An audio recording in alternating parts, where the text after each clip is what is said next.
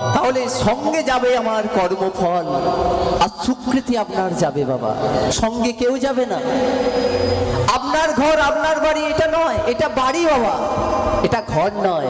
যেদিন আমাদের এই বাড়ি ছেড়ে আপন ঘরে ফিরতে হবে, সেদিন আর কেউ যাবে না।